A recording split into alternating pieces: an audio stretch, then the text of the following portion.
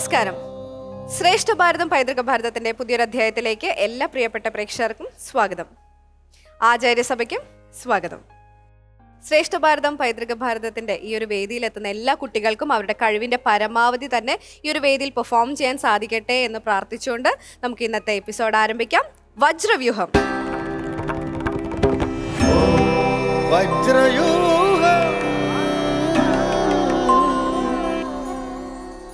ഇന്നത്തെ എപ്പിസോഡിലെ വജ്രവ്യൂഹത്തിൽ ആരാണ് മത്സരിക്കാൻ വരുന്നതെന്ന് നമുക്കൊന്ന് ചോദിക്കാം. ശരത്തേട്ടാ, ഇന്ന് ചിന്മയ വിദ്യാലയ പല്ലാവൂർ പാലക്കാട് നിന്നും Farha N and Athul M Ravi. നമുക്ക് സ്വാഗതം ചെയ്യാം ഫർഹ ആൻഡ് അതുൽ.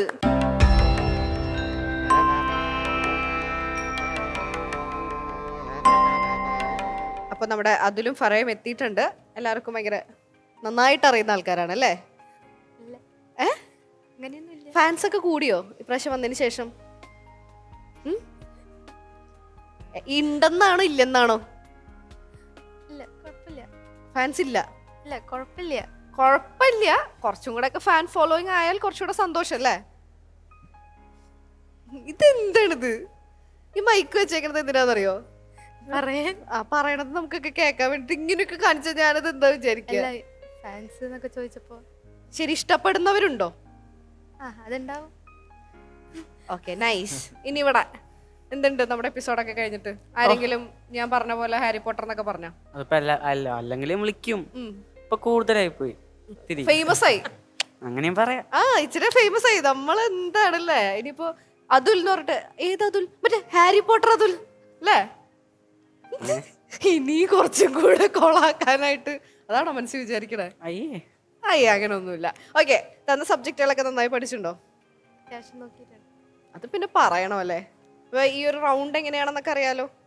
നമ്മൾ പകിടിട്ടിട്ടാണ് ഇപ്രാവശ്യം ഏതാണ് നമുക്ക് എന്താ പറയുക ചോദ്യം ചോദിക്കാനുള്ള സബ്ജക്റ്റ് എന്നൊക്കെ തീരുമാനിക്കുന്നത്. അപ്പോൾ ഈ സബ്ജക്റ്റിനെ ബേസ് ചെയ്തിട്ട് നമുക്ക് 7 ചോദ്യങ്ങളാണ് ക്വിസ് മാസ്റ്റർ നിങ്ങളുടെ അടുത്ത് ചോദിക്കാം. ശരി ഉത്തരത്തിന് 10 പോയിന്റ്സും തെറ്റുത്തരത്തിന് പോയിന്റ്സ് ഒന്നുമില്ല, മൈനസ് പോയിന്റ്സും ഇല്ല. 30 സെക്കൻഡ്സ് ആണ് നിങ്ങൾക്ക് ഒരു ഉത്തരം പറയാനായിട്ട് കിട്ടുന്ന സമയം. 30 സെക്കൻഡ്സിന് ശേഷം ഉത്തരം പറഞ്ഞത് ശരിയായാലും തെറ്റായാലും മാർക്കൊന്നും കിട്ടില്ല. എല്ലാം ക്ലിയർ ആണോ? എല്ലാം റെഡിയാണ്. അപ്പൊ നമുക്ക് പോയിട്ട് പകിടിട്ടാലോ? വരൂ.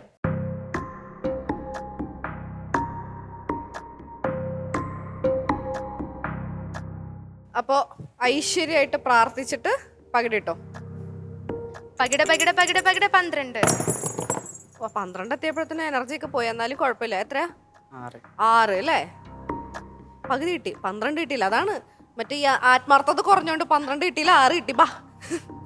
ഓക്കെ, ഇനി നമുക്ക് 6 എന്നുള്ള അക്കത്തിന്റെ പിന്നിൽ എന്താണ് ഒളിഞ്ഞിരിക്കുന്നത് നമുക്ക് നോക്കാം. ദ്രോണാചാര്യരും പാണ്ഡവരുടെ ഗുരുദക്ഷിണയും. നന്നായി പഠിച്ച സംഭവമാണോ?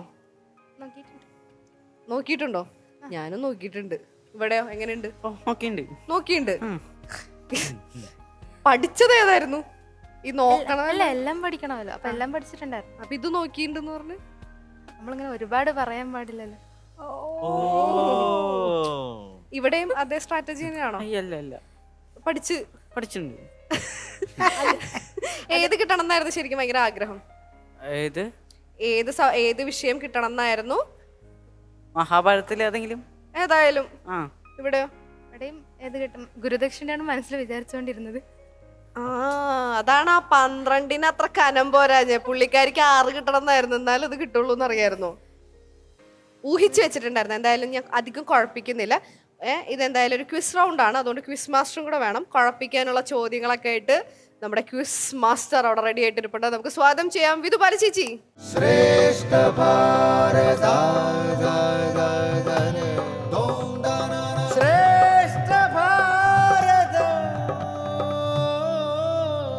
ഇപ്രാവശ്യം എന്താ നമ്മുടെ 2 പിള്ളേർ ആത്മാർത്ഥമായിട്ട് ആഞ്ഞടിച്ചിട്ടുണ്ട് നല്ല ഈസി ക്വസ്റ്റ്യൻസ് ഒക്കെ കൊടുക്കാനായിട്ട്. ആലോചിക്കാം. ഓക്കെ, അപ്പൊ എന്തായാലും ചേച്ചി ആലോചിക്കുന്ന സമയം കൊണ്ട് ഞാൻ പോയി കുറച്ച് റെസ്റ്റ് എടുക്കാം. അപ്പൊ നിങ്ങൾ നന്നായിട്ട് തന്നെ ഉത്തരം പറയാൻ സാധിക്കട്ടെ. ഓൾ ദി ബെസ്റ്റ് കേട്ടോ. റെഡി? എല്ലാത്തിനും പഠിച്ചതാണ് നിങ്ങൾ വളരെ ഇതായിട്ടും. ഇതിനു മുമ്പ് വന്നിട്ടുള്ളതുകൊണ്ട് ടെൻഷൻ ഉണ്ടാവാൻ വഴിയില്ല. ഞങ്ങളെയൊക്കെ കണ്ട് പരിചയമുള്ളതുകൊണ്ട് അല്ലേ? ഇല്ല, റെഡിയാണോ? അപ്പോൾ ടെൻഷനൊന്നുമില്ല. ഏതായാലും വരുന്നത് പല്ലാവൂർ, ചിറ്റൂർ താലൂക്ക്. എൻ്റെതാ ചിറ്റൂര്. പാലക്കാട് ചിറ്റൂർ താലൂക്കിൽ മനോഹരമായിട്ടുള്ള പാടങ്ങളും അല്ലേ? പക്ഷെ അവിടെ തെങ്ങിനേക്കാളും കൂടുതൽ പനയാണ് അല്ലേ? അതെ. ആ, ഏതായാലും നമുക്ക് ഐശ്വര്യമായിട്ട് ആദ്യത്തെ ചോദ്യത്തിലേക്ക് കിടക്കാം. Okay, ready? ആദ്യത്തെ ചോദ്യം, ദ്രോണാചാര്യൻ ആരുടെ പുത്രനാണ്? Sharabhangan, B Kushadhwajan, C Bharadwajan, D Shatadhanva? Your timer starts now. C Bharadwajan. C Bharadwajan ഉറപ്പാണല്ലോ? ഉറപ്പാണ്. അപ്പൊ ലോക്ക് ചെയ്യാം. ആ. Lock C Bharadwajan. ഈ ഉത്തരം ശരിയാണെന്ന് നിങ്ങൾ ഉറപ്പിച്ചു പറഞ്ഞാൽ പിന്നെ അത് ശരിയാവണമല്ലോ. നോക്കാം. സി ഭരദ്വാജൻ ശരിയായ ഉത്തരമോ തെറ്റായ ഉത്തരമോ? ശരിയായ ഉത്തരം. അപ്പൊ ആദ്യത്തെ 10 മാർക്ക് കിട്ടി. അപ്പൊ ഈ ഭരദ്വാജൻ എന്ന് പറയുന്ന പേര് നമുക്ക് വളരെ പ്രസിദ്ധമായ പേരാണ്, ഒരുപാട് പേർക്ക് അറിയാവുന്നതാണ്. ഈ ബാക്കിയുള്ള 3 പേരുടെയും എന്തെങ്കിലും നിങ്ങൾക്ക് അറിയാവോ? ബാക്കിയുള്ള 3 പേര് കുശഭംഗൻ പക്ഷെ പേര് കേട്ടിട്ടുണ്ട്. ആ, പെട്ടെന്ന് ചോദിച്ചപ്പോ പെട്ടെന്ന് വന്നില്ല. ശരഭംഗൻ ഇവരൊന്നും കേട്ടിട്ടുണ്ട്. അത്ര എല്ലാവരും കേട്ടിട്ടുണ്ട്. ഉണ്ട്. അപ്പൊ അതിനെ കുറിച്ച് ചോദ്യങ്ങൾ വന്നിരുന്നെങ്കിലോ കേട്ടിട്ടുണ്ടെന്ന് പറഞ്ഞു വിടുവോ? അപ്പൊ ഈ പേരുകൾ കേട്ടു എന്ന് പറയുമ്പോ അതിനെ കുറിച്ച് മനസ്സിലാക്കാൻ നിങ്ങൾ ശ്രമിക്കുന്നില്ലേ? അല്ല, പെട്ടെന്ന് ഭരദ്വാജൻ കണ്ടപ്പോ അത് നോട്ട് ചെയ്ത്. അത് നോട്ട് ചെയ്തു. കാരണം ഇത് അറിയുന്ന ഒരു പേരായതുകൊണ്ട് നിങ്ങളുടെ മനസ്സിലായി നോട്ടായി പോയി. ഓക്കെ, അത് ഓക്കെ. പല്ലവൂര് കുറേ ഈ വാദ്യവിദ്യമാര് കുറേ ഇല്ലേ? മാരാർമാര് മണിയന്മാർ. പല്ലവർ അങ്ങനെ കുറേ ആൾക്കാരില്ലേ? അതെ.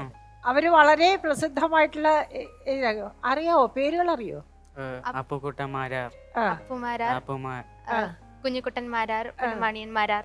ആ, ഇവരാണ് പല്ലാവൂർ ത്രയം. ആ, വല്ലവർ ത്രയം എന്ന് പറയുന്നത്. ഇതല്ലാതെ ഇപ്പോഴത്തെ പുതിയ ആൾക്കാരെ അറിയോ? പുതിയ ആൾക്കാരാ? എന്താ പഴയ ആൾക്കാരെ അറിയുള്ളൂ? ഓനെത്ര വയസ്സായി? 14. 14. ആ. അപ്പൊ ഇപ്പോഴത്തെ ആൾക്കാരെ അറിയാതെ പഴയ ആൾക്കാരെ മാത്രം പഠിക്കാൻ അറിയാൻ? പഴയ ആൾക്കാരാ ആണല്ലോ. പ്രസിദ്ധമായവര്. ഏതായാലും ഇപ്പോഴത്തെ ആൾക്കാരുണ്ട്, കുറെ ആൾക്കാരുണ്ട്, അത് മനസ്സിലാക്കാൻ ശ്രമിക്കണം. ഏതായാലും നമുക്ക് രണ്ടാമത്തെ ചോദ്യത്തിലേക്ക് പോവാം. രണ്ടാമത്തെ ചോദ്യം, ദ്രോണപത്നിയായ കൃപിയുടെ യഥാർത്ഥ പിതാവ് ആരാണ്?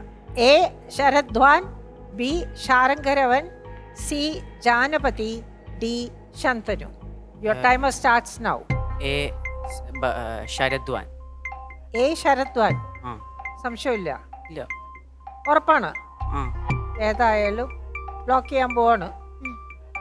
Lock A Sharadwan. എനിക്കെന്തോ സംശയമുണ്ട്. ഇത് ഉറപ്പാണോ? എനിക്കെന്തോ ഇത് ശാരംഗരവൻ എന്നാണ് ഓർമ്മ. ശാരംഗരവൻ അല്ല? അല്ല. ഉറപ്പാണ്? സംശയമില്ല?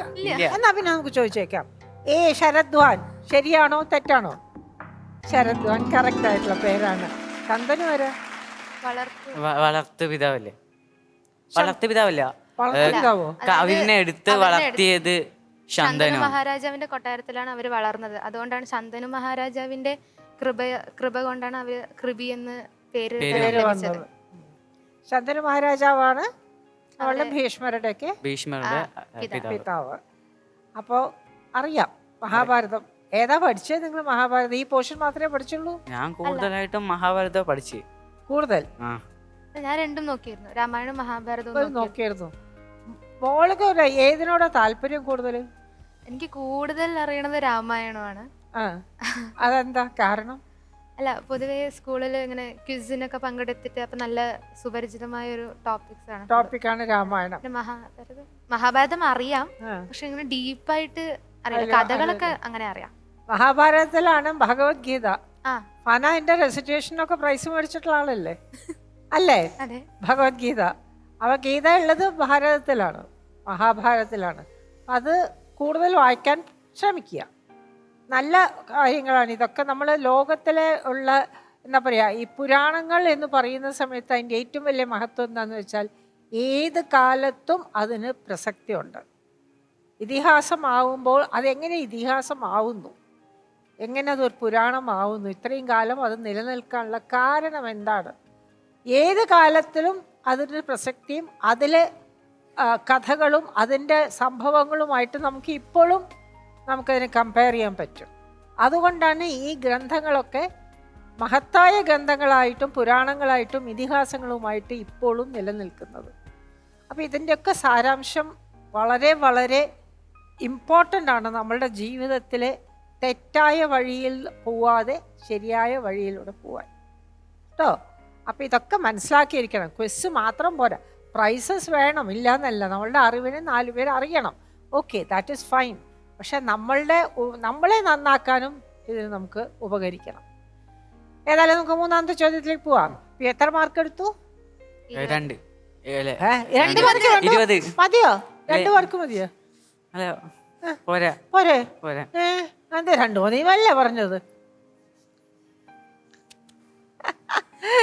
20 മാർക്ക് അല്ലേ? 2 ക്വസ്റ്റ്യൻ നമ്മോ വിചാരിച്ചു. ഞാൻ അത് പെട്ടെന്ന് പറഞ്ഞപ്പോ പെട്ടെന്ന് മാറിപ്പോയി തന്നെ. ഹാരി പോട്ടറിന് ഇങ്ങനെയൊക്കെ തെറ്റിപ്പോയോ വലിയ പ്രശ്നമാവും.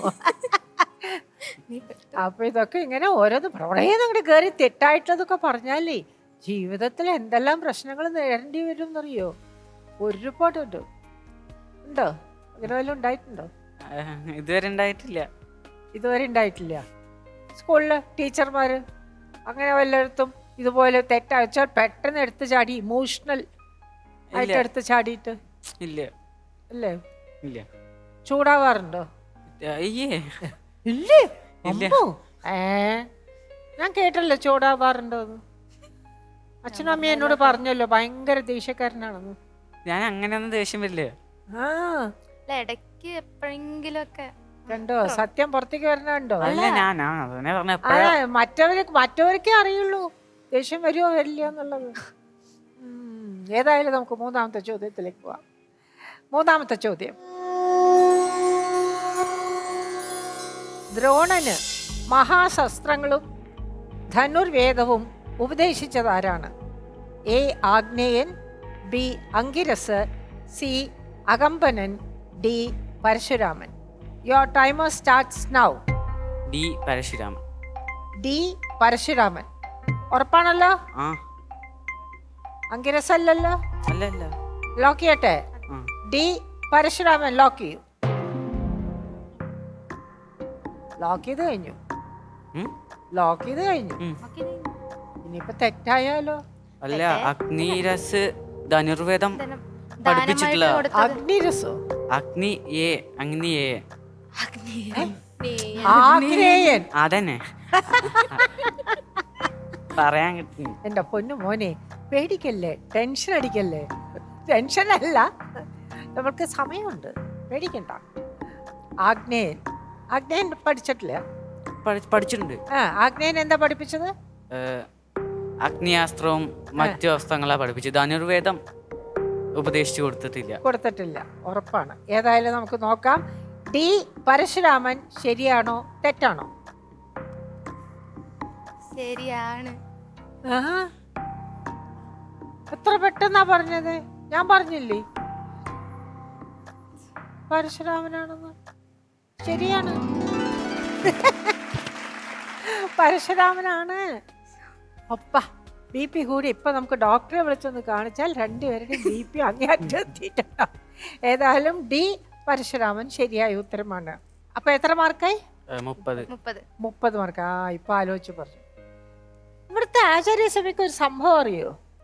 ഇവിടെ ഒരു ഫ്യൂച്ചർ പ്രസിഡന്റ് ഉണ്ട്, ഇന്ത്യൻ പ്രസിഡന്റ്.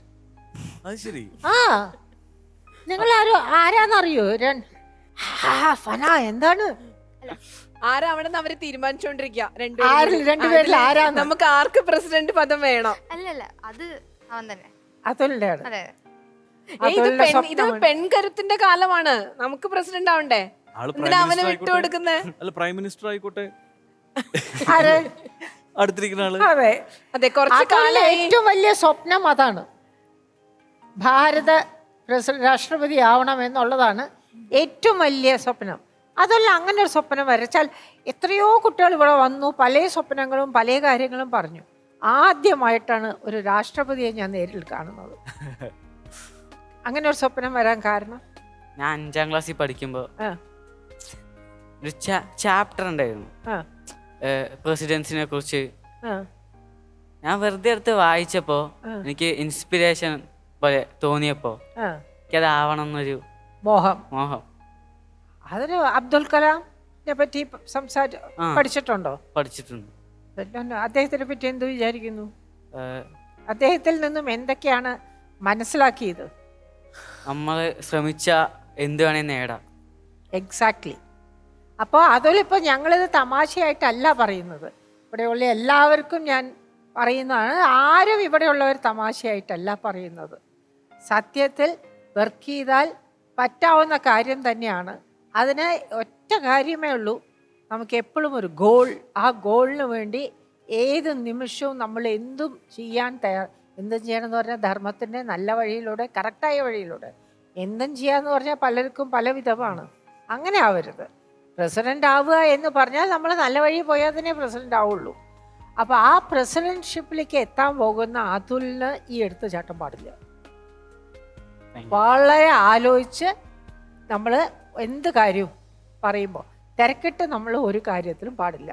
ഇത് ഒരു ആദ്യത്തെ ഉപദേശമായിട്ട് വെച്ചോളും കുട്ടിയായതുകൊണ്ട്. പ്രസിഡൻ്റ് ആയതിനു ശേഷം അതെ പണ്ടിങ്ങനെ പബ്ലിക്കായിട്ട് ചേച്ചി പറഞ്ഞു, ആണ്ടി പറഞ്ഞു, എന്നാ പിന്നെ വെച്ചോ എന്ന് പറഞ്ഞിട്ട് എനിക്ക് വയസ്സാവും അപ്പോഴേക്കും ഞാൻ. അപ്പൊ എനിക്ക് ശിക്ഷ ഒന്നും തന്നേക്കരുത് കേട്ടോ എന്റെ പൊന്നു മോനെ. ഓർമ്മശക്തി അല്ലെങ്കിലും കുറച്ച് കൂടുതലായതുകൊണ്ട് ചിലപ്പോൾ അതൊന്നും സംഭവിക്കാം. എന്റെ പൊന്നെ, ഞാനപ്പൊ സൂക്ഷിച്ചിരിക്കണം എന്നുള്ളത് അങ്ങനെയൊന്നും ഇല്ല. ഞാൻ അങ്ങനെയൊന്നും ചെയ്യില്ല. ചെയ്യില്ലേ? ഇല്ല. ഉറപ്പാണല്ലോ. ഉറപ്പാണ്. ഇപ്പൊ തന്നെ അത് ഉറപ്പാണല്ലോ. ഇതൊക്കെ റെക്കോർഡ് ചെയ്തിട്ടുണ്ട്. പിന്നെ എനിക്ക് ശിക്ഷ തരുമ്പോ നാട്ടുകാർ പറയും. ചെയ്യുന്നുണ്ടോ? ഓ ഓ ഏതായാലും നമുക്ക് 4ാമത്തെ ചോദ്യത്തിലേക്ക് പോവാം. 4ാമത്തെ ചോദ്യം. ധ്രുവദന്റെ പിതാവ് ആരാണ്? Options: A Bharadwajan, B Prishutan, C Amshuman, D Vishwavasu. Your timer starts now. B Prishatan. Prishatan ഉറപ്പാണ്? അതെ. സമയമുണ്ട്, 24 സെക്കൻഡ് ആയി. ഉറപ്പാണ്. ലോക്ക് ചെയ്തോ? ഉറപ്പാണ്. ഈ എടുത്തുചാട്ടം വേണ്ടാന്ന് ഞാൻ പറഞ്ഞിട്ടുണ്ട്. എടുച്ചാട്ടല്ല. ആ ഓക്കെ. അപ്പൊ ബി പൃഷതൻ ലോക്ക് ചെയ്യട്ടെ? അതെ. Lock B പൃഷതൻ.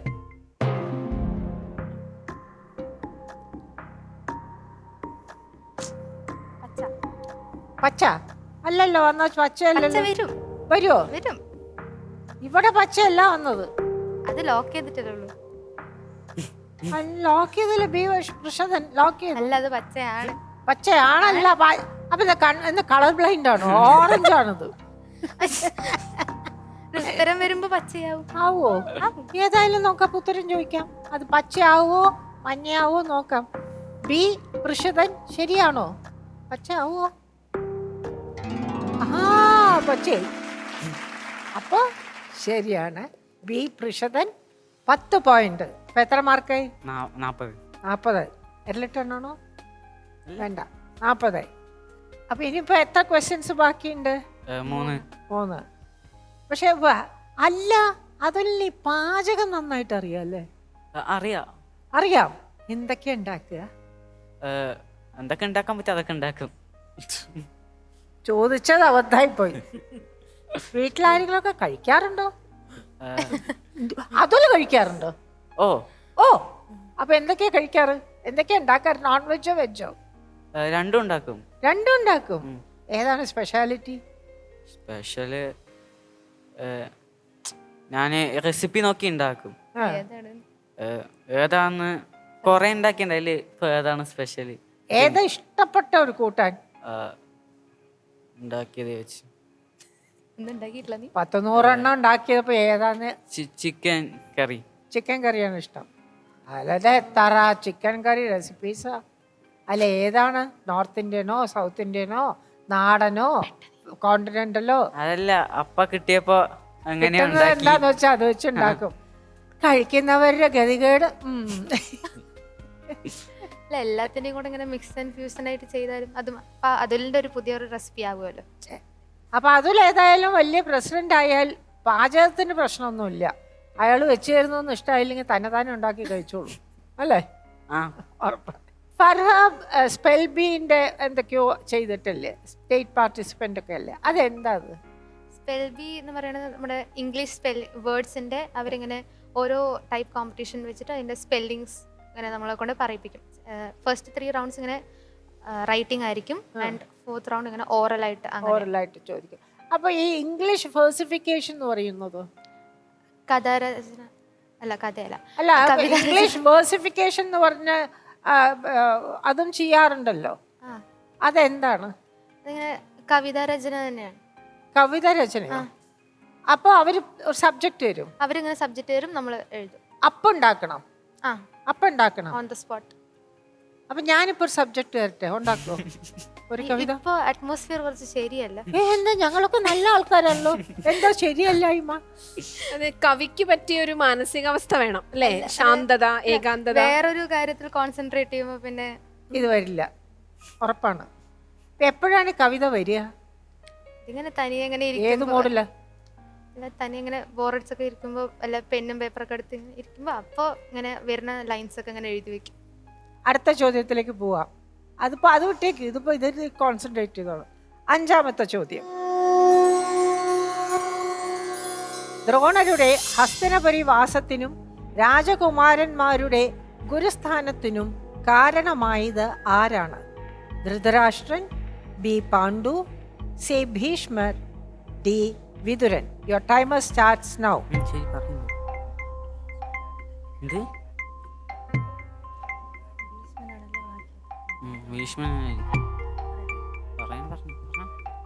ഓപ്ഷൻ സി ഭീഷ്മർ. ഓപ്ഷൻ ഉറപ്പാണ്? അല്ലെ സംശയമുണ്ട്? ടൈമർ ഉണ്ടോ? ലോക്ക് ചെയ്തോ? ലോക്ക് ചെയ്യാം. സി ഭീഷ്മർ ലോക്ക് ചെയ്യൂ. പിന്നെ ആരായിട്ടായിരുന്നു സംശയം? ധൃതരാഷ്ട്രമായിട്ടോ? രാജാവായതുകൊണ്ടോ? രാജാവല്ലേ, രാജാവിന് വേണമെങ്കിൽ സമ്മതിക്കാലോ. രാജാവാണ്. രാജാവായതുകൊണ്ട് അപ്പോയിന്റ് ചെയ്ത് രാജാവാണ്. അങ്ങനെ ഒരു പെട്ടെന്ന് ഡൗട്ടാണ്. പിന്നെ ഭീഷ്മരാണ് അപ്പോയിന്റ് ചെയ്തത്. അതിലത്തെ മെയിൻ മന്ത്രി വിതുരല്ലേ? വിതുര. പക്ഷെ ഭീഷ്മരോടല്ലേ ആദ്യം പറഞ്ഞു. ഭീഷ്മരനെ ദ്രോണറിനെ ഗുരുവിനെ അന്വേഷിച്ച് നടക്കുമായിരുന്നു. അപ്പൊ ദ്രോണരെ അപ്പോയിന്റ് ചെയ്തത് ഭീഷ്മരാണ്. അപ്പൊ രാജകുമാരന്മാരുടെ ഗുരുസ്ഥാനത്തിന് കാരണം ഭീഷ്മര് നൽകിയത് കൊണ്ടാണല്ലോ. അതെ, ആണോ? ആയിരിക്കും. സംശയമുണ്ടോ? സംശയമുണ്ട്. ഏതായാലും സംശയം തീർക്കാം. ചോദ്യം ഉത്തരം ഒക്കെ ശരിയാണോ നോക്കാം. ഏതാ ശരി നോക്കാം. സി ഭീഷ്മർ ശരിയാണോ തെറ്റാണോ? ശരിയാണ്. ഓ, സമാധാനം. തന്നെ കൈയടിക്കുക അല്ലേ ഭീഷ്മർ. നമുക്ക് 6ാമത്തെ ചോദ്യത്തിലേക്ക് പോവാം. 6ാമത്തെ ചോദ്യം. ആയുധാഭ്യാസം ആരംഭിക്കുമ്പോൾ തന്നെ പഠനാനന്തരം ഗുരുദക്ഷിണയായി ദ്രോണരുടെ ആവശ്യം നിറവേറ്റാമെന്ന് പ്രതിജ്ഞ ചെയ്തതാരാണ്? A Bhishmar, B Karnan, C Ashwatthamav, D Arjunan. Your timer starts now. D Arjunan. മകൻ ഗുരുദക്ഷിണ കൊടുക്കണ്ട. അർജുനൻ. ഓക്കെ, അപ്പൊ നമുക്ക് ലോക്ക് ചെയ്യാം. ഡി അർജുനൻ. ശരിയാണോ തെറ്റാണോ? അപ്പൊ അർജുനൻ ശരിയായ ഉത്തരമാണ്. ഓക്കെ, ഏതായാലും നിങ്ങൾ 6ാമത്തെ ചോദ്യവും കഴിഞ്ഞു. 7ാമത്തെ ചോദ്യത്തിൽ എത്തി നോക്കി നിൽക്കുന്നു. നമ്മുടെ എന്താ പറയുക, ടെൻഷൻ അടിക്കേണ്ട ഒരു സമയം എത്തി. 7ാമത്തെ ചോദ്യം കൂടെ നിങ്ങൾ പറയണം. കാരണം ഇതുവരെ പറഞ്ഞവരൊക്കെ 7 ചോദ്യം കറക്റ്റായി പറഞ്ഞിട്ടുണ്ട്. അപ്പം ഇത് കൃത്യമായിട്ട് പറയണം. ഓക്കെ, ചോദിക്കാം. 7ാമത്തെ ചോദ്യം ചോദിക്കാം. 7ാമത്തെ ചോദ്യം. ഏകലവ്യന്റെ പിതാവിന്റെ പേര്? A Nishadan, B Hiranyadhanus, C Hiranyan, D Harinan? Timer starts now. Option B Hiranyadhanus. ഹിരണ്യധനുസോ? ഹിരണ്യനല്ല. ഹിരണ്യധനുസ്. എന്താ വ്യത്യാസം അവർ രണ്ടുപേരും തമ്മില്? ആൾക്കാർ ആ, ഏതായാലും നമുക്ക് ഏതപ്പം ലോക്ക് ചെയ്യട്ടെ ഞാൻ. ലോക്ക് ചെയ്തിട്ട് നമുക്ക് ബാക്കിയുള്ള ചോദിക്കാം. ഹിരണ്യധനുസ് ലോക്ക് ചെയ്യൂ. ഇനിയിപ്പോ പറഞ്ഞാൽ ഇതിന്റെ ഉത്തരം ശരിയാണോ തെറ്റാണോ എന്ന് നോക്കാം. ബി ഹിരണ്യധനുസ്. ഏതായാലും തെറ്റി. ഞാൻ പറഞ്ഞതാണ്. അത് ശരിയാണ്. അതെ, അല്ല. അവിടെ ഒന്നു അല്ലെന്നോ? അല്ലേ? ആണ്. നീയല്ലേ പറഞ്ഞേ? ആണ്. അവിടെ പച്ച വന്നു. ഇവിടെ എനിക്ക് വന്നിട്ടില്ലല്ലോ. വരും. എങ്ങനെ വരും? തെറ്റായ ഉത്തരത്തിന് പച്ച വരൂ. ഇവിടെ വന്ന് നോക്കൂ. ഇവിടെ വന്ന് നോക്കൂ. പച്ചയല്ല.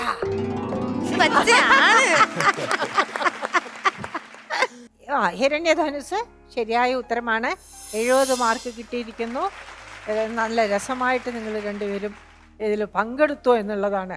ചോദ്യങ്ങൾ ചോദിക്കാം, ഉത്തരങ്ങൾ കൃത്യമായിട്ട് പറയാൻ പറ്റും. പക്ഷേ നമ്മൾ തമ്മിലുള്ള ഒരു സംവാദം ഉണ്ടല്ലോ, അത് വളരെ രസകരമായിട്ട് നന്നായിട്ട് നമുക്ക് ചെയ്യാൻ കഴിയുക എന്ന് പറയുന്നത് കാണുന്നവർക്കും കേൾക്കുന്നവർക്കും അതൊരു സന്തോഷമാണ്, അല്ലേ? അതിനോടൊപ്പം ശരിയായ ഉത്തരം കിട്ടുമ്പോൾ അതിലും സന്തോഷമാണ്. ഏതായാലും വളരെ നന്നായി. ഭഗവത്ഗീതയിലത്തെ ഒരു ശ്ലോകം പറയാൻ പറ്റുമോ? എന്താ അപ്പോഴേക്കും പ്രസിഡന്റിന് ഒരു ചിരി. പ്രസിഡന്റ് ചിരിച്ചു തുടങ്ങി. പേടിയാ? അറിയാം. എനിക്കറിയില്ല. എന്നാ നീ പാടിക്കോ, എന്നിട്ട് ഞാൻ പാടാം. എനിക്കറിയില്ല എന്നാ പറഞ്ഞേ. ഓക്കെടാ. ആ പറയൂ. ഏതെങ്കിലും 4 വരി മതി. ഊർധ്വമൂലമധഃശാഖം അശ്വത്ഥം പ്രാഹുരവ്യയം ഛന്ദാംസി യസ്യ പർണാനി യസ്തം വേദ സ വേദവിത്. മനസ്സിലായി, കറക്റ്റായിട്ട് പറഞ്ഞു. നന്നായി, വളരെ നന്നായി. I enjoyed. നമുക്ക് ഭരത് ചേച്ചിയെ വിളിക്കാം. ഓക്കെ. ഓ, രക്ഷപ്പെട്ടു എൻ്റെ അടുത്ത്. നല്ല ഭരതേ.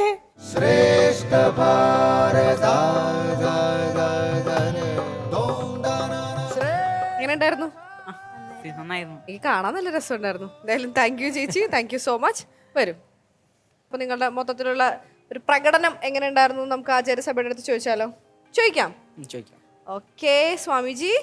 ചോദിച്ച ചോദ്യങ്ങൾക്കെല്ലാം വളരെ കൃത്യമായിട്ടുള്ള മറുപടി നൽകി. ഇതിന് വളരെ സന്തോഷം.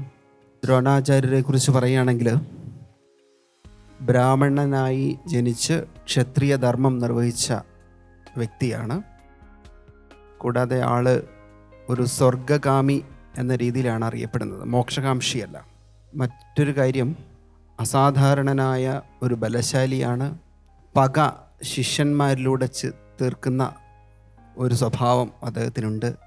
മറ്റൊരു കാര്യം, വികൃതമായ സ്വഭാവം, വികൃതമായൊരു വ്യക്തിത്വം അദ്ദേഹത്തിനുണ്ട്. അതുകൊണ്ടാണ് പാഞ്ചാലിയുടെയൊക്കെ വസ്ത്രാക്ഷേപം നടന്നപ്പോൾ നിശബ്ദനായിരുന്നത്. അതുപോലെ തന്നെ ദുര്യോധനെ ഉപദേശിക്കാനുള്ള ആ ഒരു അവസരമൊന്നും അദ്ദേഹം ഉപയോഗപ്പെടുത്തിയില്ല. ഇതിൽ നിന്നൊക്കെ നമുക്ക് മനസ്സിലാക്കാൻ സാധിക്കുന്നത് വേദവ്യാസൻ പച്ചയായ യാഥാർത്ഥ്യങ്ങളെ തുറന്നു പറയുന്നു എന്നുള്ളതാണ്. ലോകത്തിലുള്ള എഴുത്തുകാർക്കൊക്കെ വലിയൊരു മാതൃകയാണിത്. യാഥാർത്ഥ്യത്തെ കൃത്യമായി തുറന്നു പറയുന്നു. ശ്രീകൃഷ്ണനെ പോലും വേദവ്യാസൻ വെള്ളപൂശുന്നില്ല എന്ന് നമുക്ക് മനസ്സിലാക്കാൻ സാധിക്കും. ജീവിതത്തിൻ്റെ യാഥാർത്ഥ്യങ്ങളിലൂടെ ഇതിഹാസങ്ങൾ നമ്മളെ നയിച്ചുകൊണ്ട് പോവുകയാണ്. അതിലേത് പക്ഷത്ത് നിൽക്കണമെന്നൊന്നും ഇതിഹാസകാരൻ നമ്മളോട് പറയാറില്ല. ഇതൊരു വലിയ വഴിവെളിച്ചമായിട്ട് ഇതിഹാസങ്ങൾ നമ്മളോടൊപ്പം ഉണ്ടാവും. എന്തായാലും ഈ കുട്ടികൾക്ക് വളരെയധികം അഭിനന്ദനങ്ങൾ. കൃത്യമായിട്ട് അവർ എല്ലാ ചോദ്യങ്ങൾക്കും ഉത്തരം പറഞ്ഞു. കൂടാതെ വളരെ നിഷ്കളങ്കതയോടുകൂടി അവർ നമ്മളോട് സംവദിച്ചു. സന്തോഷം. നന്ദി സ്വാമിജി. ശ്രീജിത്ത് സർ. മോക്കെന്താ ആവണ്ടേ? പ്രസിഡന്റ് ആവണോ? പിന്നെ ഇപ്പൊ ടെൻഷൻ പോയില്ലേ? ടെൻഷൻ പോയെന്ന് കരുതിയിട്ടാണ് ചോദിക്കുന്നത്. നല്ലൊരു ശബ്ദമുണ്ട്, അപ്പോൾ പാട്ട് പഠിച്ചിട്ടുണ്ടോ? പഠിക്കുന്നുണ്ട്. പഠിക്കുന്നുണ്ട്. അപ്പോൾ അത് തുടരുക കേട്ടോ. അപ്പോൾ എന്ത് കിട്ടിക്കഴിഞ്ഞാലും പാട്ട് പാടാനായിട്ട് ആര് ചോദിച്ചു കഴിഞ്ഞാലും എടുത്തങ്ങ് അലക്കിയേക്കണം. ഓക്കെ? നല്ല കോൺഫിഡൻ്റ് ആയിട്ട്, ഓക്കെ, ഉറച്ച് സംസാരിക്കണം, ബോൾഡായിട്ട്. തെറ്റാണെങ്കിലും ശരിയാണെങ്കിലും നമുക്ക് ഒരു അറ്റംപ്റ്റ് ചെയ്യുക എന്ന് പറയുന്നത് ഒരു ഗെയിമിൽ വരുന്ന സമയത്ത് അതല്ലേ നമ്മുടെ ഒരു മെൻറ്റാലിറ്റി ഉണ്ടാകേണ്ടത്, അല്ലേ? ഗെയിമിൻ്റെ സ്പിരിറ്റ്, നമ്മൾ ബി എ സ്പോട്ട് എന്നൊക്കെ പറയത്തില്ലേ, നമ്മൾ അങ്ങനെ ചെയ്യാൻ നോക്കണം. ഓക്കെ? ദ്രോണാചാര്യർ ഒരു നല്ല മികച്ച ആചാര്യൻ, അധ്യാപകൻ, ഗുരു ഒക്കെ ആയിരുന്നു.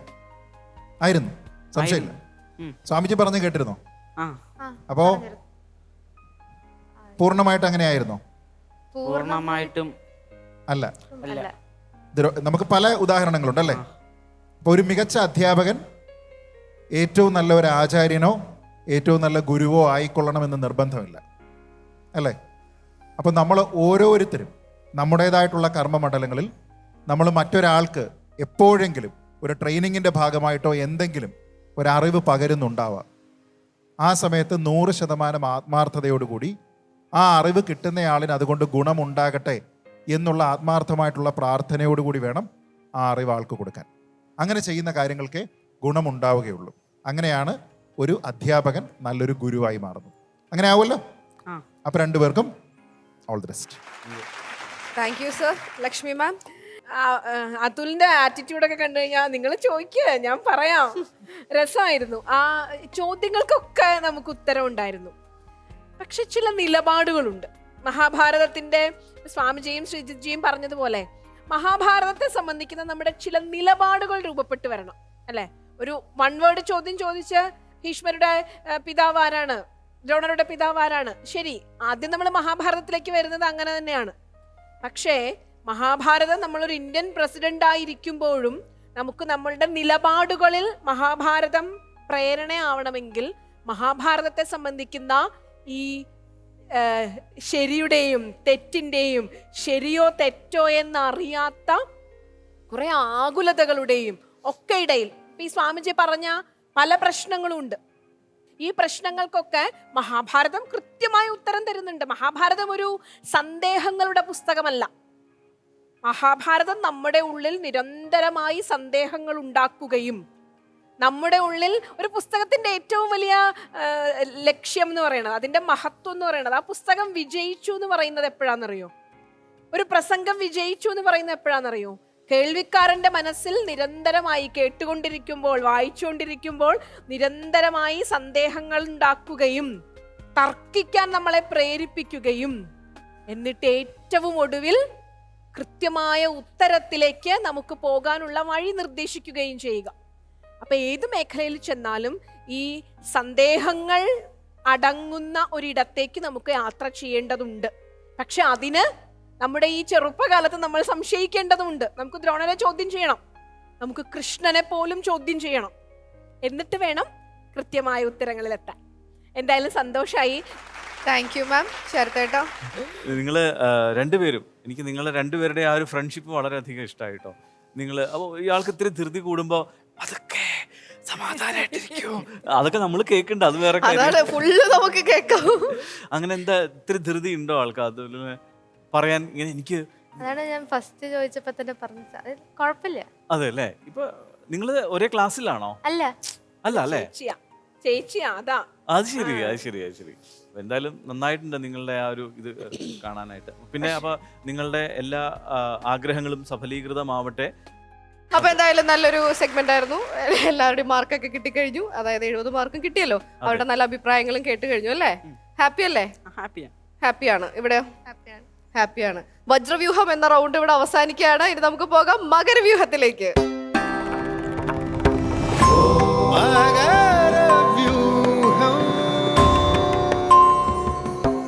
ഇന്നത്തെ എപ്പിസോഡിലെ മകരവ്യൂഹത്തിൽ ആരാണ് ഈ വേദിയിൽ പെർഫോം ചെയ്യാൻ വരുന്നത് നമുക്ക് ചോദിച്ചു നോക്കാം. ശരത്തേട്ടാ? ചാവക്കാട് അമൃത വിദ്യാലയത്തിലെ വിദ്യാർത്ഥികളാണ് ഇവിടെ എത്തുന്നത്. ഓക്കെ, അപ്പൊ നമുക്ക് സ്നേഹത്തോടെ സ്വാഗതം ചെയ്യാം അമൃത വിദ്യാലയം ചാവക്കാട്.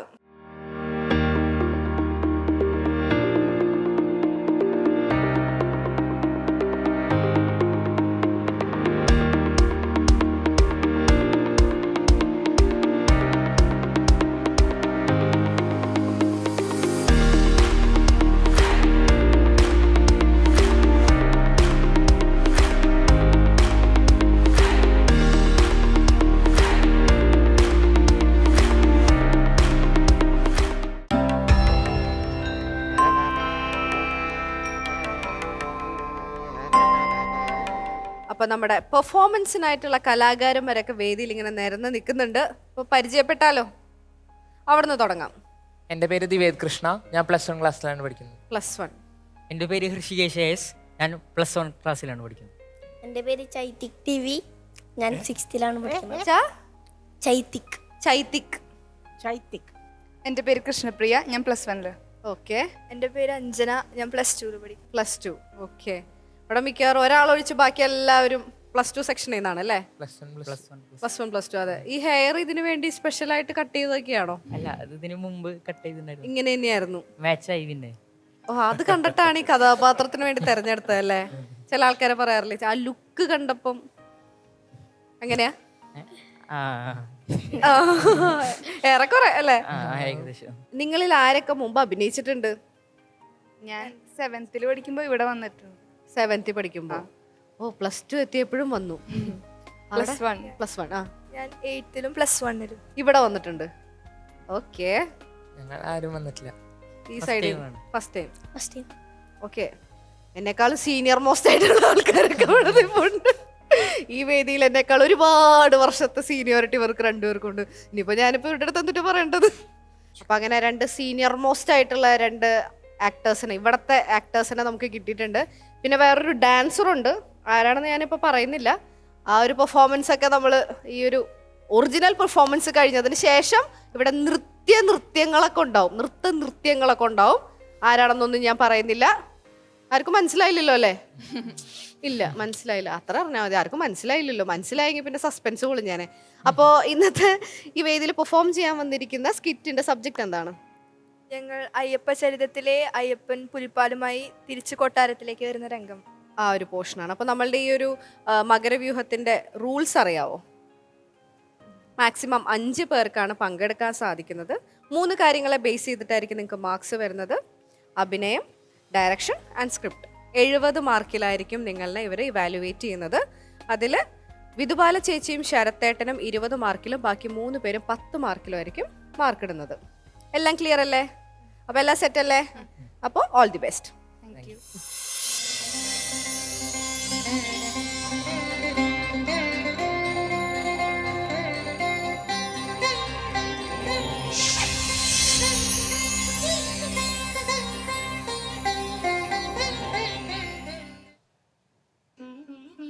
പ്രിയപ്പെട്ട പ്രജകളെ, നമുക്ക് സിംഹാസനമൊഴിയേണ്ട സമയം ആഗതമായിരിക്കുന്നു.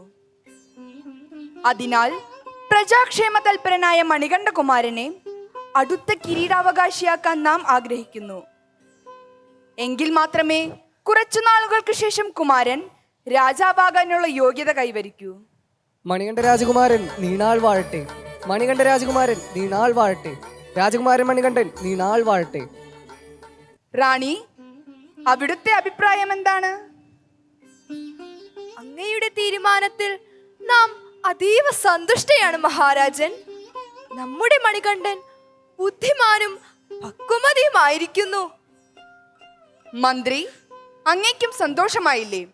എത്രയും പെട്ടെന്ന് അതിനുവേണ്ട ഒരുക്കങ്ങൾ നടത്തിയാലും. ശരി തിരുമനസേ.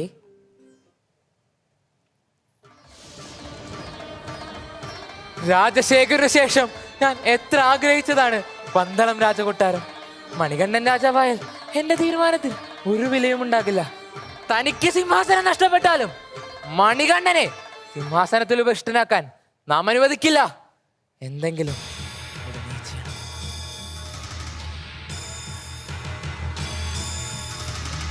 അങ്ങ് എന്നെ വിളിപ്പിച്ചതിന്റെ കാരണം എന്താണ്? കാര്യകാരണങ്ങളൊന്നുമില്ലാതെ നാം താങ്കളെ വിളിക്കുകയില്ലെന്ന് അറിഞ്ഞുകൂടെ? മനസ്സിലായി. അരമനയിൽ എന്നെ ചേർത്ത് എന്തോ തന്ത്രം മെനയാനുള്ള പദ്ധതിയാണെന്ന് മനസ്സിലായി. താങ്കൾ ബുദ്ധിമാനാണ്. വെറും ഒരു വൈദ്യനായിരിക്കേണ്ട ആളല്ല. താങ്കൾ പറയുന്നത് കേട്ടിട്ട് എന്തോ ചതി നടത്താനുള്ള പദ്ധതിയാണെന്ന് തോന്നുന്നു.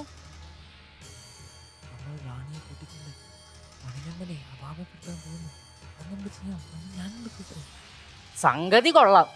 പക്ഷേ രാജ്ഞിയെ കൊണ്ട് ഇതെങ്ങനെ സമ്മതിപ്പിക്കും? രാജ്ഞിക്ക് മണികണ്ഠൻ ജീവനാണ്. വൈദ്യൻ, ഒന്നുകൂടി ബുദ്ധിപൂർവ്വം ചിന്തിക്കുക. മണികണ്ഠൻ രാജാവായാൽ അവിടുത്തെ സ്വന്തം പുത്രൻ വെറും ദാസനായി തീരില്ലേ എന്ന് നാം രാജ്ഞിയോട് പറയണം. ആ സമയം മഹാറാണി രാമായണത്തിലെ കൈകേയെ പോലെയാകും. നമസ്കാരം മഹാറാണി. എന്താണ് ഈ അസമയത്ത്? അവിടുത്തെ അനുവാദമില്ലാതെ അന്തപുരത്തിലേക്ക് പ്രവേശിച്ചതിന് മാപ്പ് തരണം. കാര്യം അല്പം ഗൗരവമുള്ളത് കൊണ്ടാണ് നാം ഈ അസമയത്ത് പ്രവേശിച്ചത്. അതിനു മാത്രം എന്തുണ്ടായി? മണികണ്ഠൻ രാജാവാകുന്നത് സന്തോഷമുള്ള കാര്യം തന്നെ. എന്നാൽ അവിടുത്തെ സ്വന്തം പുത്രൻ വെറും ദാസനായി തീരില്ലേ? അത് അനുചിതമല്ലല്ലോ എന്നൊരു തോന്നൽ. മന്ത്രി, വാക്കുകൾ ശ്രദ്ധിച്ചുപയോഗിക്കണം. രാജ്ഞി പിന്നീട് ദുഃഖിക്കാൻ ഇടവരരുത്. വരാതിരിക്കട്ടെ, അവിടുന്ന് ഒന്നുകൂടി വിചിന്തനം ചെയ്യുക. മന്ത്രി പറഞ്ഞതിലും കാര്യമില്ലേ? ഞാനത് ഓർക്കാതെ പോയല്ലോ. മണികണ്ഠൻ രാജാവായാൽ പന്തളവാസികൾ എന്നെ കുറിച്ച് എന്തു കരുതും? സ്വന്തം പുത്രൻ ജീവിച്ചിരിക്കുമ്പോൾ വളർത്തുമകനെ രാജാവാക്കുന്നതിൽ എല്ലാവരും എന്നെ പഴിക്കില്ലേ? മന്ത്രി പറഞ്ഞതാണ് ശരി.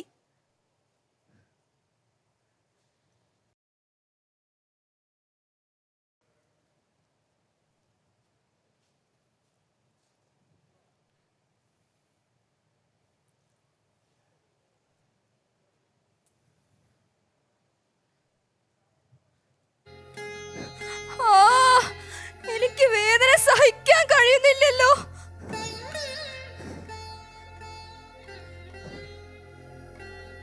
മന്ത്രി, കൊട്ടാരം വൈദ്യന് റാണിയുടെ അസുഖത്തിന് ശമനം വരുത്താനായില്ലല്ലോ. ഇനി എന്താണ് മാർഗം? അങ്ങ് വിഷമിക്കാതിരിക്കുക. നാം ഒരു വൈദ്യനെ കൂട്ടിക്കൊണ്ടുവരാം. അദ്ദേഹം ബഹുകേമനാണ്. ഇതിനുള്ള പ്രതിവിധി അദ്ദേഹത്തിന് കണ്ടെത്താനാകും. എങ്കിൽ വൈകിക്കേണ്ട മന്ത്രി, എത്രയും പെട്ടെന്ന് അയാളെ കൊണ്ടുവന്നാലും. ശരി, അടിയൻ വിടവാങ്ങുന്നു.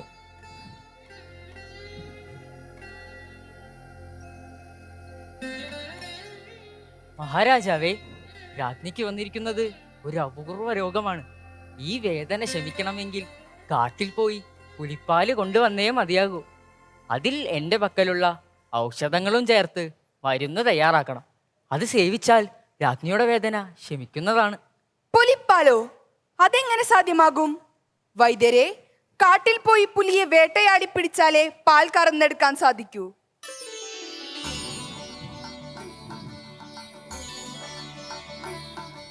പിതാവേ, ഞാൻ എല്ലാം കേൾക്കുന്നുണ്ടായിരുന്നു. പുലിപ്പാലല്ലേ? ഞാൻ കൊണ്ടുവരാം. മാതാവിന്റെ ജീവൻ സംരക്ഷിക്കേണ്ടത് ഒരു പുത്രന്റെ കടമയാണ്. പുത്ര, അങ്ങ് കേവലം ഒരു ബാലകനല്ലേ? വിഷമിക്കേണ്ട പിതാവേ.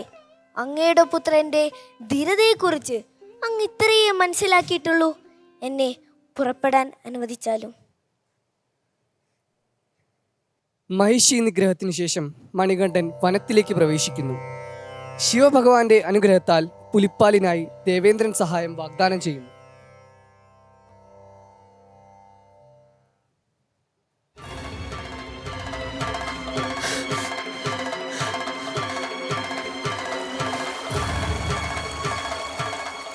പിതാവേ, മാതാവിന്റെ വ്യാധി മാറ്റാൻ പുലിപ്പാൽ കൊണ്ടുവന്നിരിക്കുന്നു.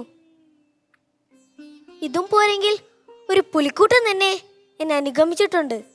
ആവശ്യത്തിന് കറന്നെടുക്കാവുന്നതുമാണ്. പുത്ര, അങ്ങ് ഭഗവാന്റെ ചൈതന്യമാണെന്ന് പിതാവിന് ബോധ്യമായി.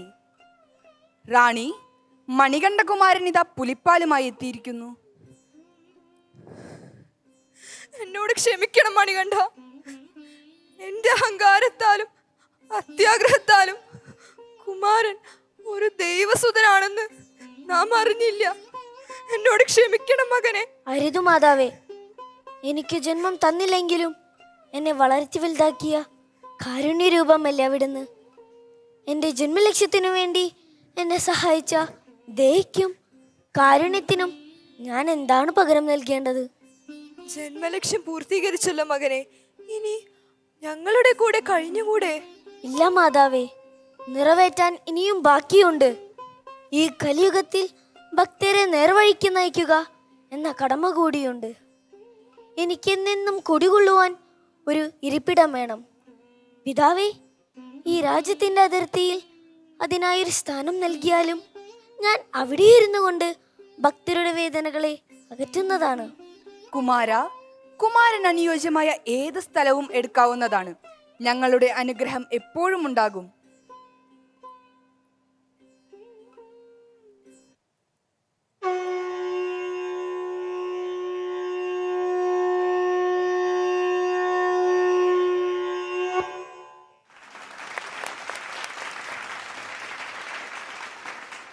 അപ്പൊ ഈ പെർഫോമൻസ് കഴിഞ്ഞിട്ട് എങ്ങനെയുണ്ട്? വിചാരിച്ച പോലെ തന്നെ ചെയ്യാൻ പറ്റി. ആണോ? നന്നായി ചെയ്തു. ആണ്. ഓക്കെ. അപ്പൊ എന്തായാലും നിങ്ങൾ വിചാരിച്ച പോലെയും നമ്മുടെ ജഡ്ജസ്, അതായത് ആചാര്യസഭ വിചാരിച്ച പോലെ ഒരുപോലെയാണോ എന്ന് നമുക്കൊന്ന് നോക്കിയാലോ? നോക്കാം അല്ലേ? സ്വാമിജി, ഇവിടെ നമ്മൾ ആദ്യം തന്നെ മനസ്സിലാക്കേണ്ടത് ഈ പുലി എന്ന് പറയുന്ന ആ തത്വത്തെക്കുറിച്ചാണ്. നമുക്കറിയാം, ഈ പുലിത്തോലിലിരിക്കുന്ന യോഗികളെ പറ്റിയൊക്കെ നിങ്ങൾ കേട്ടിട്ടുണ്ട്, നമ്മൾ കണ്ടിട്ടുണ്ട് അത്തരം ചിത്രങ്ങൾ. ഈ ആത്മജ്ഞാനമുള്ള ആളുകളെയാണ് അത് പ്രതിനിധാനം ചെയ്യുന്നത്, അല്ലെങ്കിൽ സ്വരൂപനിഷ്ഠ കൈവന്ന ആളുകളെയാണ് പുലിത്തോലിലിരിക്കുന്ന യോഗികൾ പ്രതിനിധാനം ചെയ്യുന്നത്. അപ്പോൾ അതുകൊണ്ടാണ് ഈ പുലി അയ്യപ്പന് വിധേയനാണ് എന്ന് ഇവിടെ പറയുന്നത്. മറ്റൊരു വശത്തുകൂടി നോക്കിക്കഴിഞ്ഞാൽ പുലികളുമായിട്ട് അയ്യപ്പൻ തിരിച്ചെത്തുന്നത് വളരെ അത്ഭുതകരമായ ഒരു സംഭവമാണ്. കാരണം അതാർക്കും സാധിക്കാൻ പറ്റാത്തൊരു കാര്യമാണ്.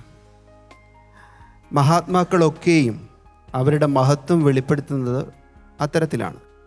അപ്പോൾ ഒരു യുദ്ധമോ ഒരു ഹിംസയോ ഒന്നും കൂടാതെയാണ് ഈ കാര്യത്തെ അയ്യപ്പൻ ബോധ്യപ്പെടുത്തുന്നത്. നമ്മുടെ മഹാത്മാക്കളെല്ലാവരും തന്നെ ഇത്തരത്തിലാണ് അവരുടെ ദൗത്യം പൂർത്തീകരിച്ചിട്ടുള്ളത്. ഇപ്പോൾ ശ്രീരാമകൃഷ്ണദേവനാണെങ്കിലും ശരി, സ്വാമി വിവേകാനന്ദനാണെങ്കിലും ശരി, ആശയങ്ങൾ കൊണ്ട് ലോകത്തെ കീഴടക്കിയത് ഇത്തരത്തിലാണ്. ഒരു തരി മണ്ണ് പോലും ആരുടെ മേലും വാരിയിടാതെ തികച്ചും അഹിംസയുടെ മാർഗത്തിലാണ് അവർ വലിയൊരു മാറ്റം ഇവിടെ വരുത്തിയിട്ടുള്ളത്. എന്തായാലും ശരി, ഇത്രയും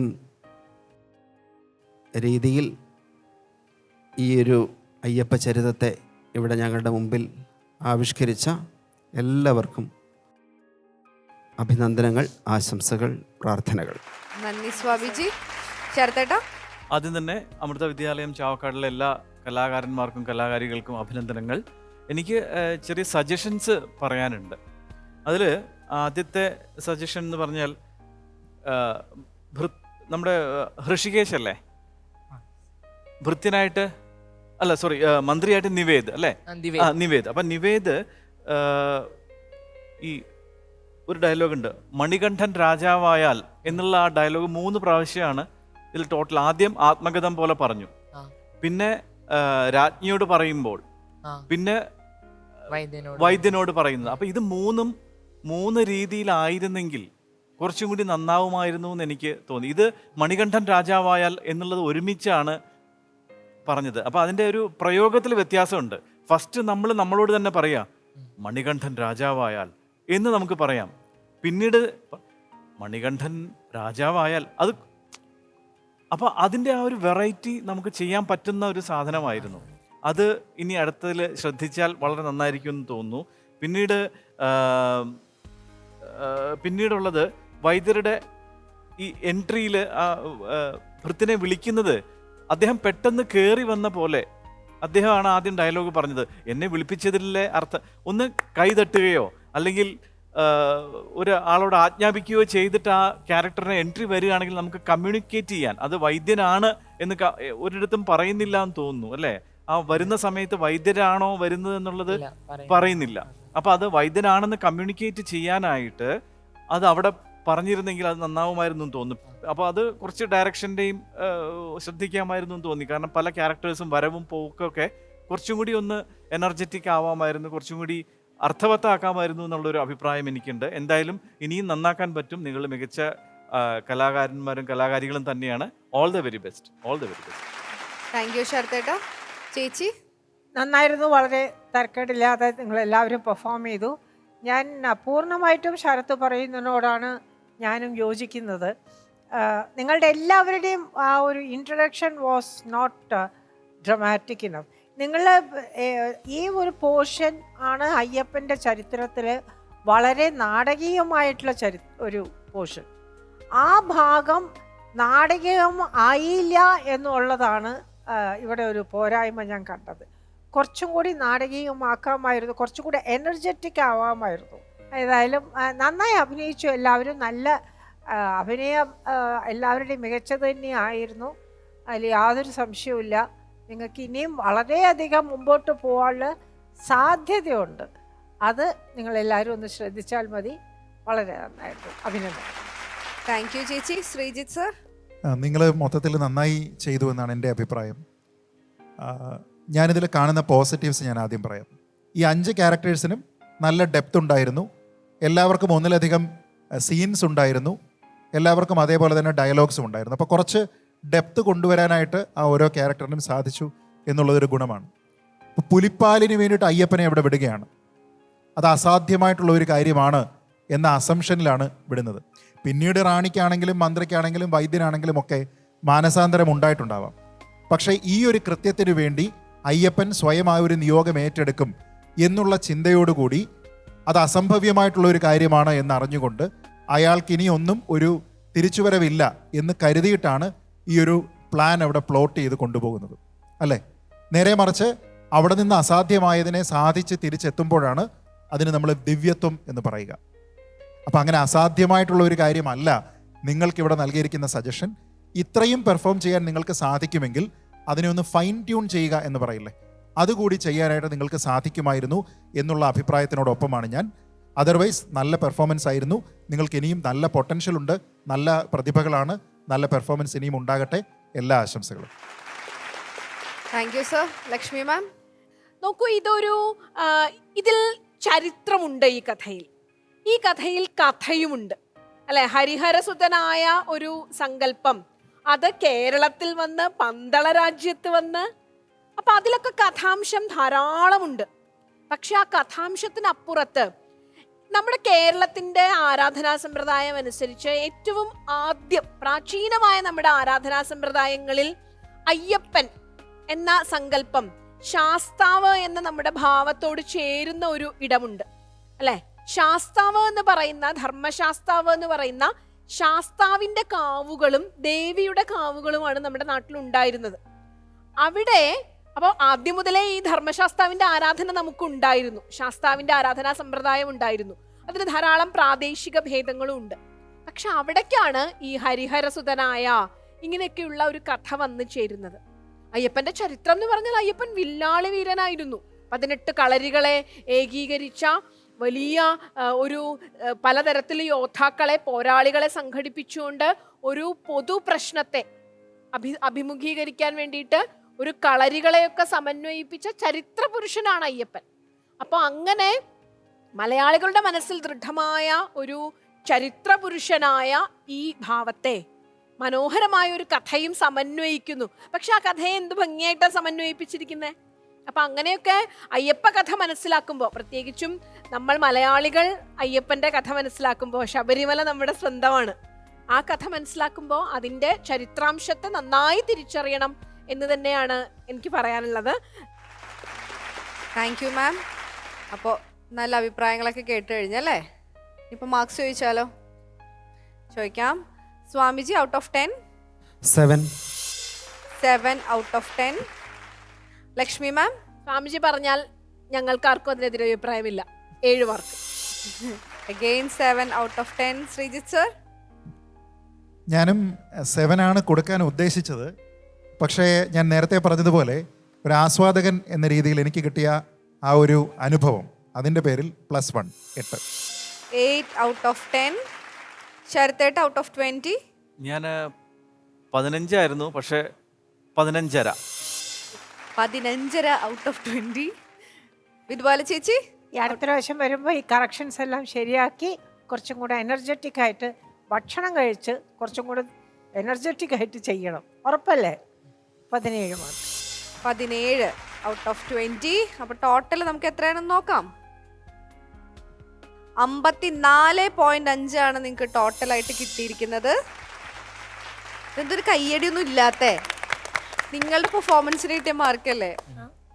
അപ്പൊ സന്തോഷമായിട്ട് അത് മേടിക്കണ്ടേ? കുറഞ്ഞൊന്നും തോന്നുന്നുണ്ടോ? അതാണോ? കുറഞ്ഞൊന്നും തോന്നുന്നുണ്ടോ? കുഴപ്പമില്ല, സാരില്ല, നമുക്ക് ഇങ്ങനെ റൗണ്ടുകൾ കിടക്കല്ലേ.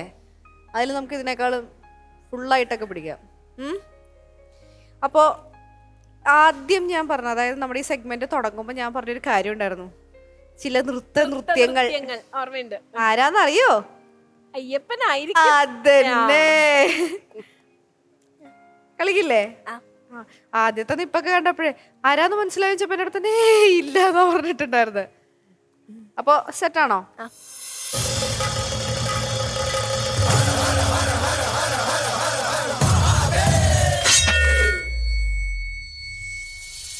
चटाटवी गलज्जल प्रवाह पावित स्थले गलम्बिताम्बुजंग तुंग मालिकां मट्ट मट्ट मट्ट मन्निनाद वड्ड मर्मरं चकार चंड तांडवं तनोतु नः शिव.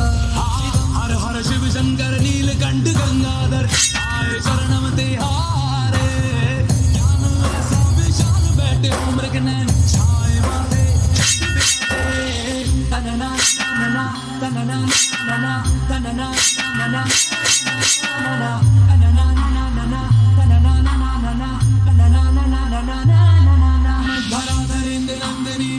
बंधु बंधुरा स्वरतिगंध संतति प्रमोदमान मानसे कृपा कटाक्ष धोरणी निरुद्ध दुर्धरापति वचित्ति अम्बरे मनो विनोद में तु वस्तुनि आभुजंग पिंगला सुरक्षणामणि प्रभा कदम कुंकुम गवा प्रलिप्त दिग्वधूमुखे वदान सिंधुर सुरत्व गुंदरीय मेधुरे मनो विनोद वर्धितं विवर्ध भूत भर.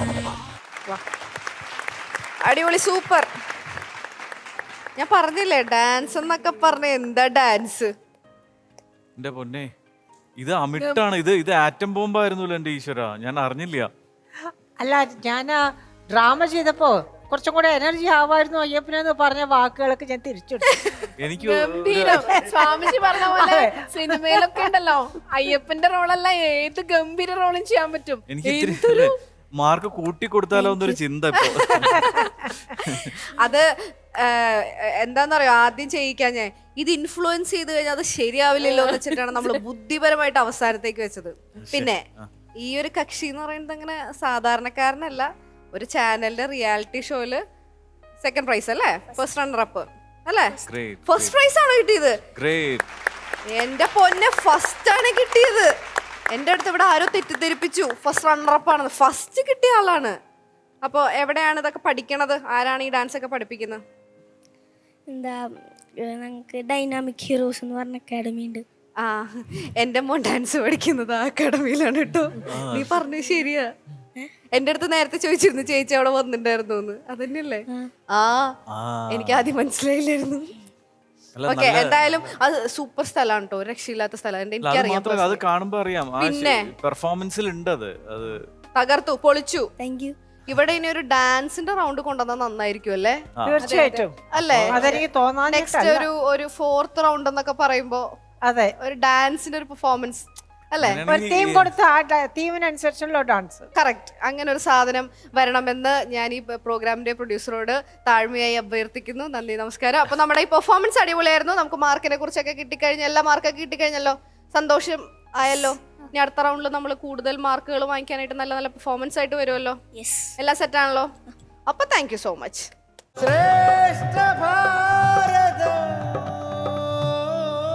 ശ്രേഷ്ഠ ഭാരതം പൈതൃക ഭാരതത്തിന്റെ ഇന്നത്തെ എപ്പിസോഡിന്റെ അവസാന ഘട്ടത്തിലേക്ക് എത്തി നിൽക്കുകയാണ്. അപ്പോൾ നമ്മൾ ഇന്നത്തെ എപ്പിസോഡിൽ കണ്ടത് ആദ്യം വജ്രവ്യൂഹത്തിൽ ദ്രോണാചാര്യരും പാണ്ഡവരുടെ ഗുരുദക്ഷിണയും എന്ന ഒരു സബ്ജക്റ്റിനെ ബേസ് ചെയ്തിട്ടുള്ള ഒരു ക്വിസ് റൗണ്ടാണ്. അതിനുശേഷം മകരവ്യൂഹത്തിൽ പുലികളുമായി കൊട്ടാരത്തിലേക്ക് തിരിച്ചെത്തുന്ന മണികണ്ഠന്റെ ആ ഒരു പോർഷൻ വെച്ചിട്ടുള്ള ഒരു സ്കിറ്റാണ് നമ്മൾ മകരവ്യൂഹത്തിൽ കണ്ടത്. അപ്പോൾ ഞങ്ങൾക്ക് വിട വാങ്ങേണ്ട സമയമായിരിക്കുകയാണ്. ആചാര്യസഭയ്ക്ക് നന്ദി, പ്രേക്ഷകർക്ക് നന്ദി, ശുഭദിനം.